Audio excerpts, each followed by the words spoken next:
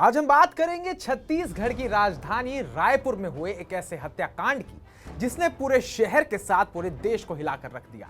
यह कहानी किसी थ्रिलर से कम नहीं है। प्रॉपर्टी विवाद, धोखा, साजिश और फिर एक क्रूर हत्या। तो चलिए सनसनीखेज मामले की परतें उधेड़ते हैं। आइए आपको बताते हैं क्या था पूरा मामला। नमस्कार, मैं उत्कर्ष प्रताप सिंह और आप देख रहे हैं टीवी 9 भारतवर्ष। 23 जून 2025 को रायपुर के इंद्रप्रस्थ कॉलोनी फेज 2 में एक सुनसान जगह पर खड़े ट्रक में पुलिस को एक स्टील का ट्रंक मिला। ट्रंक से इतनी तेज बदबू आ रही थी कि आसपास के लोग परेशान हो गए। जब पुलिस ने ट्रंक खोला तो अंदर लाल रंग का सूटकेस था जिसमें एक सड़ी गली लाश थी। लाश को सीमेंट से ढककर पैक किया गया था ताकि बदबू बाहर न आए। मृतक की पहचान हुई किशोर पैंकरा, उम्र करीब 60 साल, जो हांडीपारा का रहने वाला था और व्हीलचेयर पर चलता था। लेकिन सवाल यह था कि आखिर किशोर की हत्या किसने और क्यों की? जवाब ने सबको चौंका दिया और अब आप भी चौंकने वाले हैं। हत्या का मास्टरमाइंड कोई और नहीं बल्कि किशोर का अपना वकील अंकित उपाध्याय था, जो अपनी पत्नी शिवानी शर्मा के साथ इस खौफनाक साजिश में शामिल था। किशोर पैंकरा की हत्या की जड़ में था एक प्रॉपर्टी विवाद। किशोर ने अपने मोहदी गांव की जमीन को बेचने का फैसला किया और इसके लिए वकील अंकित उपाध्याय की मदद ली।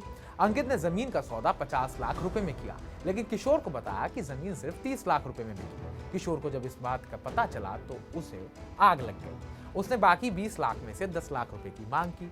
यही मांग किशोर के लिए जानलेवा साबित हो गई। अंकित ने 10 लाख देने से साफ इनकार कर दिया। विवाद इतना बढ़ा कि अंकित ने अपनी पत्नी शिवानी और 2 अन्य साथियों के साथ मिलकर किशोर को रास्ते से हटाने की ठान ली। यह साजिश इतनी खतरनाक थी कि सुनकर रोंगटे खड़े हो जाते हैं। अंकित और शिवानी ने पूरी प्लानिंग के साथ किशोर की हत्या को अंजाम दिया। पुलिस जांच के मुताबिक किशोर की पहले गला रेतकर हत्या की गई, फिर उसकी लाश को लाल रंग के सूटकेस में ठूसा गया और सीमेंट से पैक किया गया ताकि बदबू ना फैले। इतना ही नहीं, सूटकेस को एक स्टील ट्रंक में डालकर इंद्रप्रस्थ कॉलोनी के सुनसान इलाके में फेंक दिया गया। सीसीटीवी फुटेज में अंकित और शिवानी ट्रंक को एक ऑल्टो कार में लोड करते दिखे। हत्या के बाद दोनों रायपुर एयरपोर्ट से दिल्ली फरार हो गए। रायपुर पुलिस ने इस मामले को सुलझाने में कोई कसर नहीं छोड़ी। ट्रंक पर लिखा हब्बू बाई का नाम पुलिस के लिए बड़ा सुराग बना। पुलिस ने गोला बाजार की ट्रंक दुकान जाकर दुकानदार शब्बीर से पूछताछ की, जिसने बताया कि एक युवक और युवती ने ट्रंक खरीदा था। इंद्रप्रस्थ कॉलोनी के सीसीटीवी फुटेज में पुलिस को अंकित और शिवानी की हरकतें कैद मिली। अंकित और शिवानी को दिल्ली एयरपोर्ट से गिरफ्तार कर लिया गया। दोनों को 24 जून को फ्लाइट से रायपुर लाया गया।